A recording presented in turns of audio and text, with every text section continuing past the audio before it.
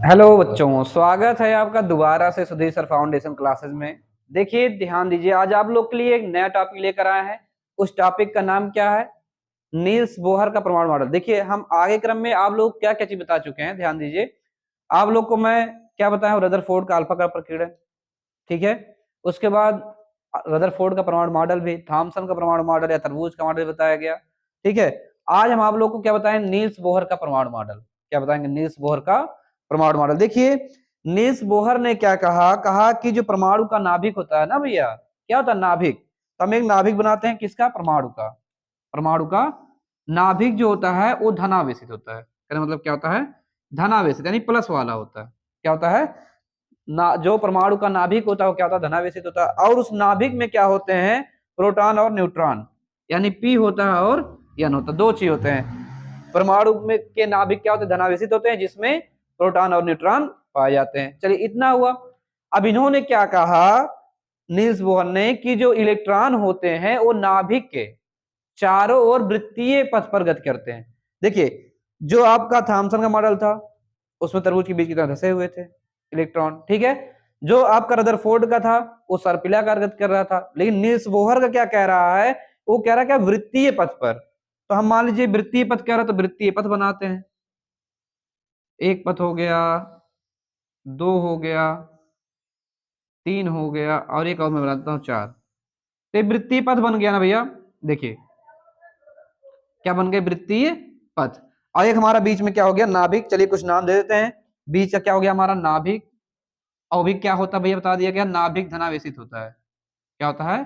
धनावेशित होता है। और जिसमें क्या होते हैं? प्रोटॉन और न्यूट्रॉन होते हैं। प्रोटॉन और क्या होते हैं भैया? न्यूट्रॉन। दो चीज होते हैं नाभिक में, क्या? प्रोटॉन और न्यूट्रॉन। कभी कभी क्वेश्चन में आता है, परमाणु के नाभिक में कौन कौन से मूल कण पाए जाते हैं? तो परमाणु के नाभिक में प्रोटॉन और न्यूट्रॉन पाए जाते हैं, और इलेक्ट्रॉन जो होते हैं वो वृत्तीय पथ पर क्या करते हैं? गति करते हैं। इसे हम नील्स बोहर का परमाणु मॉडल कहते हैं। अब इस परमाणु मॉडल में नील्स बोहर ने क्या किया? चार कोष बनाए भैया। क्या बनाए? चार कोष।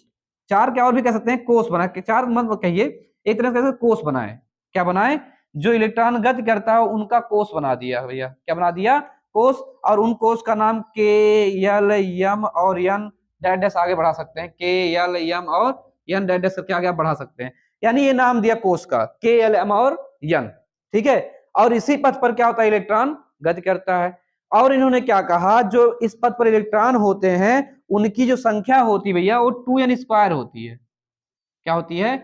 2n²। ये बहुत याद करिए, क्लास 9th में बच्चों में पूछा जाता है कि किसी भी कोष में अधिकतम इलेक्ट्रॉन की संख्या कितनी होती है? तो बच्चे 2, 8, 18 ऐसे मार के चले जाते हैं। तो ऐसा नहीं है, किसी भी कोष में अधिकतम इलेक्ट्रॉन की संख्या जो होती है वो 2n², जो कि मैंने बोर्ड पे लिखा हुआ, ठीक है। तो अब याद करिए, इससे क्या हम लोग, देखिए जितने भी आप नियम पढ़े, नियम भूलना नहीं चाहिए। ये इंटर तक भैया काम करेगा आपका। जो आपका थॉमसन का था उसमें जो इलेक्ट्रॉन तरबूज के बीज की तरह से थे। जो रदरफोर्ड का बताया गया उसमें सर्पिलाकार गति कर रहा था। और जो ये नील्स बोहर का बताया गया भैया, ये वृत्तीय पथ पर गति करते हैं। किस पथ पर? वृत्तीय पथ पर गति करता है, इसलिए नील्स बोहर का परमाणु मॉडल हो गया, ठीक है। इन्होंने कोष बनाए, उन कोष का नाम के, एल, एम, एन हो गया। और इनमें जो इलेक्ट्रॉन भरे जाते हैं वो 2n² के अनुसार भरे जाते हैं। किसके अनुसार भैया? 2n² के अनुसार। अब किस कोष में, देखिए अब इस कोष का नाम संख्या भी हो गया। इस कोष का संख्या 1 हो गया, इसका 2 हो गया, इसका 3 हो गया, इसका 4, आगे आएगा 5, 6, ऐसे डैश डैश करके हम बढ़ाते चले जाएंगे। तो इस 2n² जो n है, एक कोष की संख्या भैया। जो n है क्या है? कोष की संख्या। कोष की क्या है भैया? संख्या। इस पे आप रखेंगे, अगर n बराबर ये आपका मान मिल गया है और 2n² पे रखना है आपको, तो के में कितना हो जाएगा? 2 गुणे 1 का स्क्वायर, और 1 का स्क्वायर करेंगे 2 ही हो जाएगा, गुणे 1 करेंगे 2, ठीक है। फिर ऐसा इसका करेंगे, क्या हो जाएगा आपका? ध्यान दीजिए, इसका करेंगे क्या मिलेगा? 2 और मल्टी 2 का स्क्वायर हो जाएगा, कितना हो जाएगा भैया? 2, 2 दूना 4 और 2 गुणे 4 कितना हो जाएगा? टोटल 8 हो जाएगा। ऐसे इसका करेंगे आप, 2 गुणे 3 पावर स्क्वायर हो जाएगा। ऐसे इसका करेंगे 2 गुणे 4 पावर स्क्वायर हो जाएगा। तो बढ़ते जाएगा, कितना हो जाएगा? 18 हो जाएगा, और ये कितना हो जाएगा? 32 हो जाएगा। यानी कहने मतलब है, के में 2, इसमें 8, इसमें 18 और इसमें 32 इलेक्ट्रॉन रह सकते हैं, वो भी किसके अनुसार? 2n² के अनुसार, ठीक है।